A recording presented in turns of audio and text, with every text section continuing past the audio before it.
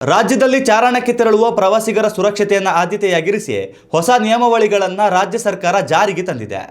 ಅರಣ್ಯ ಇಲಾಖೆಗೆ ಒಳಪಡುವ ಎಲ್ಲ ಅನುಮೋದಿತ ಚಾರಣ ಪಥಗಳಲ್ಲಿ ನೇಚರ್ ಗೈಡ್ ಇಲ್ಲದೆ ಚಾರಣ ಮಾಡಲು ಅವಕಾಶ ನೀಡಲಾಗುವುದಿಲ್ಲ ಎಂದು ಸಚಿವ ಈಶ್ವರ್ ಖಂಡ್ರೆ ಮಾಹಿತಿಯನ್ನು ನೀಡಿದ್ದಾರೆ. ಚಾರಣಿಗರ ಸುರಕ್ಷತೆಗೆಂದೇ ಪ್ರಮಾಣಿತ ಕಾರ್ಯಾಚರಣೆ ವಿಧಾನ ಎಸ್ಒಪಿ ಪ್ರತಿ ಬಿಡುಗಡೆಗೊಳಿಸಿ ಬಳಿಕ ಮಾತನಾಡಿದ ಸಚಿವ ಈಶ್ವರ್ ಖಂಡ್ರೆ, ಪ್ರತಿ 10 ಚಾರಣಿಗರಿಗೆ ಒಬ್ಬ ಸ್ಥಳೀಯ ಪ್ರಕೃತಿ ಮಾರ್ಗದರ್ಶಕರು ಇರುತ್ತಾರೆ. ಚಾರಣಕ್ಕೆ ಬರುವವರು ಆನ್ಲೈನ್ನಲ್ಲಿ ನೋಂದಣಿ ಮಾಡಿಕೊಳ್ಳುವುದು ಕಡ್ಡಾಯ.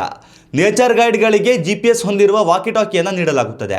ಓರ್ವನೇ ಚಾರಣಕ್ಕೆ ಬಂದಿದ್ದರೂ ಆತನು ನೇಚರ್ ಗೈಡ್ ಜೊತೆಗೆ ಚಾರಣಕ್ಕೆ ತೆರಳಬೇಕು. ಅಲ್ಲದೆ ಪ್ರತಿಯೊಬ್ಬ ಚಾರಣಿಗರ ಮೊಬೈಲ್ಗೆ ಚಾರಣ ಪಥದ ನಕ್ಷೆ ಸಹಿತ ಆ್ಯಪ್ ಅನ್ನು ಅಳವಡಿಸಲಾಗುವುದು. ಅಕಸ್ಮಾತ್ ಯಾರೇ ಚಾರಣಿಗರು ದಾರಿ ತಪ್ಪಿದರೆ ಅವರ ಶೋಧಕ್ಕೆ ಈ ಆ್ಯಪ್ ಸಹಕಾರಿಯಾಗಲಿದೆ ಎಂದರು. ಇತ್ತೀಚೆಗೆ ಕೊಡಗಿನ ತಂಡಿಯಾಂಡಮೋಳ್ ಬೆಟ್ಟದಲ್ಲಿ ಕೇರಳದಿಂದ ಚಾರಣಕ್ಕೆ ಬಂದಿದ್ದ ಮಹಿಳೆ ನಾಪತ್ತೆಯಾಗಿ ಕಾಡಿನಲ್ಲಿ 3 ದಿನ ಕಳೆಯುವಂತಾಗಿದೆ. ಹಾಗೂ ಅರಣ್ಯ ವ್ಯಾಪ್ತಿಗೆ ಒಳಪಡದ ಚಿಕ್ಕಮಗಳೂರಿನ ಮಾಣಿಕೆದಾರ ಬಳಿ ನಾಪತ್ತೆಯಾಗಿ ಶವವಾಗಿ ಬಾಲಕಿ ಪತ್ತೆಯಾದ ಹಿನ್ನೆಲೆಯಲ್ಲಿ ಚಾರಣಿಗರ ಸುರಕ್ಷತೆಗಾಗಿ ಈ ನಿಯಮಾವಳಿಗಳನ್ನು ಜಾರಿಗೆ ತರುವುದಾಗಿ ಸಚಿವ ಈಶ್ವರ್ ಖಂಡ್ರೆ ಹೇಳಿದ್ದಾರೆ. ಉತ್ತಮ ಸಂಸ್ಕಾರಯುತ ಶಿಕ್ಷಣದೊಂದಿಗೆ VSS English medium CBSE school Udupi Muddur.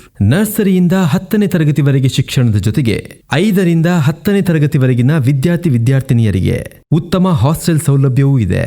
ನಿಮ್ಮ ಮಕ್ಕಳ ಪ್ರವೇಶಾತಿಗಾಗಿ ಈ ಸಂಖ್ಯೆಗೆ ಕರೆ ಮಾಡಿ.